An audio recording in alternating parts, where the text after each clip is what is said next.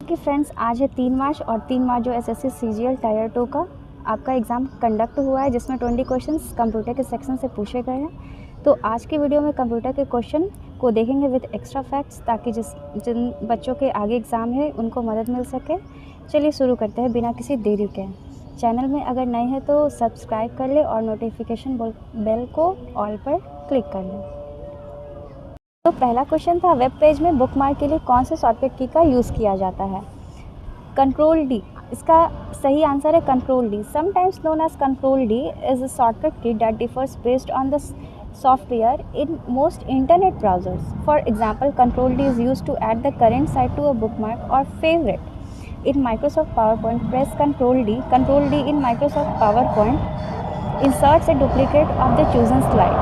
तो control D का काम हर जगह पे अलग है। ये वेब ब्राउज़र पे बुकमार्क के लिए काम करता है, लेकिन माइक्रोसॉफ्ट पावर पॉइंट पे कंट्रोल डी से हम लोग डुप्लीकेशन का काम करते हैं। कोई भी स्लाइड को चूज़ करते हैं और फिर उसको डुप्लीकेट कर सकते हैं। चलते हैं हम अगले प्रश्न पे। लाइन प्रिंटर का दूसरा नेम। ऐसे तो लाइन प्रिंटर का दूसरा नेम डॉट मैट्रिक्स प्रिंटर या फिर इसे इम्पैक्ट प्रिंटर भी कहा जाता है। डॉट मैट्रिक्स प्रिंटर है क्या? एक प्रकार की कंप्यूटर प्रिंटर है जिसमें स्याही को सतह पर लगाया जाता है और लेआउट के लिए कम रेजोल्यूशन डॉट मैट्रिक्स का उपयोग किया जाता है। डॉट मैट्रिक्स प्रिंटर एक प्रिंटर हेड का उपयोग करते हैं जो पृष्ठ पर आगे और पीछे या ऊपर और नीचे जाता है और इम्पैक्ट यानी कि आघात, चोट से प्रिंट करता है और कागज़ पर स्याही से भरे कपड़े के रिबन से टकराता है, जो टाइपराइटर या लाइन प्रिंटर के प्रिंट तंत्र के समान होता है। डॉट मैट्रिक्स प्रिंटर न केवल कोई पैटर्न बना सकता है बल्कि यह निर्दिष्ट वर्णों को भी प्रिंट कर सकता है। इम्पैक्ट प्रिंटर आवाज़ करने वाले होते हुए भी लोकप्रिय हैं। स्याही रिबन और गैर इम्पैक्ट वाले प्रिंटर वाले कागज़ के बीच कोई सीधा संपर्क नहीं है। चलते हैं तीसरे क्वेश्चन पे। कंप्यूटर में कुकी वाले क्वेश्चन का आंसर क्या होगा? इसका मतलब यह है कि कुकी से भी कोई क्वेश्चन आया था और कुकीज़ इसका सही उत्तर है ज़ॉम्बी। ज़ॉम्बी क्या है? तो ज़ॉम्बी, जैसा कि इसमें लिखा है, एक तरह का वायरस है जो नेटवर्क के माध्यम से अनेक कंप्यूटर में फैलाए जाते हैं। इसको बॉट भी कहा जाता है। ज़ॉम्बी एक तरह का कुकी है जो रिपीटेशन में काम करता है। अगर आप इस कुकी को डिलीट करते हैं तो फिर से ये अपने आप को मतलब कि दोबारा से बना सकता है। नेक्स्ट क्वेश्चन है आपका, विजुअल डिस्प्ले यूनिट का दूसरा नाम क्या है? इसके नाम से ही पता चलता है विजुअल जो दिखाई दे, तो सिंपल सा आंसर है मॉनिटर या डिस्प्ले, जिसे कभी कभी विजुअल डिस्प्ले यूनिट भी कहा जाता है। कंप्यूटर के लिए निर्मित एक इलेक्ट्रॉनिक विजुअल डिस्प्ले है। विजुअल डिस्प्ले यूनिट के लिए खड़ा है एक वीडियो कंप्यूटर या अन्य इलेक्ट्रॉनिक डिवाइस द्वारा उत्पन्न छवियों को प्रदर्शित करता है। वीडीयू शब्द का प्रयोग अक्सर मॉनिटर के पर्याय के रूप में किया जाता है, लेकिन यह एक अन्य प्रकार के डिस्प्ले को भी संदर्भित कर सकता है, जैसे कि डिजिटल प्रोजेक्टर। अगला क्वेश्चन है, रिपीटेड था। अगला क्वेश्चन है, वीडीए किसे कहते हैं? आंसर है वर्चुअल डेस्कटॉप एक्सेस। एक्सेस से पता कर सकते हैं कि हम वर्चुअली डेस्कटॉप पे एक्सेस कर सकते हैं। VDI is the actual solution and platform itself. If you want a multitude of devices to be able to access one desktop, then a VDI solution is a good choice. VDA, on the other hand, is the license such user-owned device needs in order to access a VDI desktop. VDI एक ऐसा होता है कि आप एक computer के desktop को दूसरे कंप्यूटर से हैंडल कर सकते हैं। इसके लिए आपको लाइसेंस चाहिए होती है, तो ये अधिकतर कंपनीज़ करती हैं जिसके पास लाइसेंस होता है। ये कुछ भी एक्सेस कर सकता है आपके कंप्यूटर का। आगे बढ़ते हैं। नेक्स्ट क्वेश्चन है, वेब ब्राउज़र में Ctrl+D किसके शॉर्टकट के, जो हम लोग पहले ही डिस्कस कर चुके हैं। नेक्स्ट क्वेश्चन है, क्विक एक्सेस टूल में कौन कौन से ऑप्शन होते हैं? क्विक एक्सेस टूल से ही पता चल रहा है जिसका हम बहुत जल्दी और बहुत आसानी से यूज़ कर सके। क्विक एक्सेस टूल बार में कुछ कॉमन कमांड्स होते हैं, जैसे save, new, cut, copy, undo, redo, print आदि को ऐड कर दिया जाता है, जिससे आप इन्हें मैनुअल तरीके से यूज़ करने के बजाय क्विक एक्सेस टूल बार से ही एक क्लिक में यूज़ कर पाते हैं। आप जिन कमांड का उपयोग सबसे अधिक करते हैं, हम देखते हैं कि जब भी कंप्यूटर यूज़ करते हैं तो हमारे साइड में एक छोटा सा मेनू बार आ जाता है जिसमें ये सारे कमांड्स या फिर कह सकते हैं कि टूल बार आ जाते हैं जो हम आसानी से यूज़ कर सकते हैं। क्वेश्चन ये था कि जीमेल भेजने के लिए सबसे पहले हमें क्या करना होगा? तो इस पे हम यह जानते हैं कि जीमेल भेजा कैसे जाता है, उससे हमें इसका आंसर मिल जाए, क्योंकि इसके ऑप्शन हमें मिल नहीं पाए हैं। जीमेल हम अपने मोबाइल से भी भेज सकते हैं और कंप्यूटर से भी भेज सकते हैं। कंप्यूटर पे भेजने के लिए सबसे पहले हमें अपने क्रोम या गूगल पे जाके उसे लॉगिन करना होगा, अब यानी कि जीमेल को खोलना पड़ेगा। जिस ईमेल को अटैच करना है उसे चुनना होगा, यानी कि जहाँ पे हम चाहते हैं कि हमारा मैसेज रिसीव हो उसका हमें एड्रेस देना होगा, उसका ईमेल आईडी लिखकर।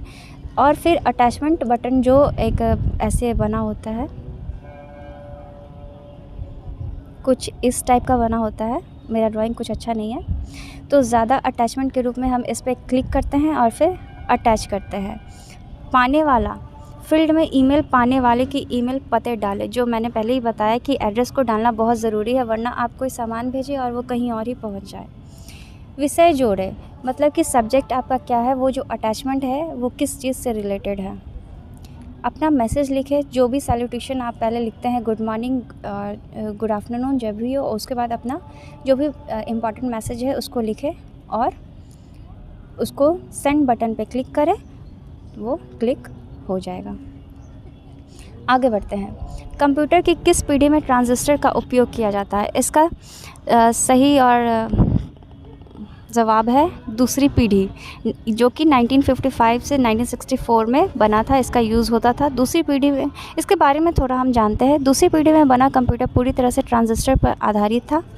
ट्रांजिस्टर ने कंप्यूटर में वैक्यूम ट्यूबों को बदल दिया था। वैक्यूम ट्यूब बदलने का मतलब है कि फर्स्ट जनरेशन कंप्यूटर में हम लोग बड़े बड़े वैक्यूम ट्यूबों को यूज़ करते थे, तो ट्रांजिस्टर उसका जगह ले चुका था। इसका आविष्कार ब्रेल प्रयोगशाला में वॉल्टर एच ब्रैटन 1902 से 1987, जॉर्ज बार्डिन और विलियम बी सॉकले 1910 से 89 द्वारा 1947 में किया गया था। दूसरी पीढ़ी में कंप्यूटर में इनपुट और आउटपुट के लिए छिद्रित कार्ड और प्रिंटआउट का उपयोग किया गया था। TX वो पहला कंप्यूटर था जिसमें ट्रांजिस्टर का उपयोग किया गया था। यह 1956 में जारी किया गया था। ये दूसरी पीढ़ी की मशीनों का उपयोग विभिन्न प्रकार के व्यवसाय और वैज्ञानिक नौकरियों के लिए किया गया और उच्च स्तरीय प्रोग्रामिंग और असेंबली भाषाओं जैसे कि फोर्टोन और कोबोल बिजनेस ओरिएंटेड लैंग्वेज का इस्तेमाल किया गया था। फोर्टोन और कोबोल एक तरह के प्रोग्रामिंग लैंग्वेजेस हैं जो कंप्यूटर समझती हैं।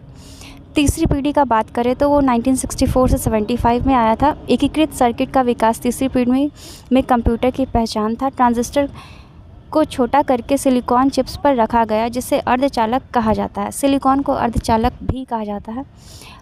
पंच कार्ड का प्रिंट आउट के बजाय यूज़र्स ने कीबोर्ड और मॉनिटर के माध्यम से तीसरी पीढ़ी के कंप्यूटर के साथ बातचीत की और एक ऑपरेटिंग सिस्टम के साथ हस्तक्षेप किया।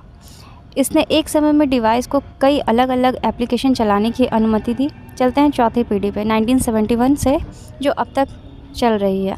माइक्रो प्रोसेसर्स ने, देखिए अब बड़े बड़े वैक्यूम ट्यूब्स के जगह पे माइक्रो प्रोसेसर्स आ चुके हैं। इन्हें फोर्थ जनरेशन के कंप्यूटर, क्योंकि हज़ारों एकीकृत सर्किट एक एकल सिलिकॉन चिप पर बनाए गए थे। इंटेल 4004 चिप 1971 में विकसित कंप्यूटर के सभी घटकों में स्थित है। इनपुट आउटपुट नियंत्रण के लिए सेंट्रल प्रोसेसिंग यूनिट और मेमोरी से एकल चिप। चौथी पीढ़ी के कंप्यूटर ने GUI, माउस और हैंड हेल्ड डिवाइसों के विकास को भी देखा। पहली पीढ़ी छूट चुकी थी, इसको देख लेता है। पहली पीढ़ी के कंप्यूटरों में मेमोरी के लिए सर्किटरी और मैग्नेटिक ड्रम के लिए वैक्यूम ट्यूब का इस्तेमाल किया। वे अक्सर विशाल थे और पूरे कमरे में आते थे। पहली पीढ़ी के कंप्यूटर मशीन लैंग्वेज पर निर्भर थे। वे संचालित करने के लिए बहुत महंगे थे और बिजली का बहुत अधिक उपयोग करने के अलावा बहुत अधिक गर्मी उत्पन्न की, जो अक्सर खराबी का कारण था। ये बहुत ही बड़े होते थे। यूनिएक एवं एनियाक कंप्यूटर पहली पीढ़ी के कंप्यूटर उपकरणों के उदाहरण हैं।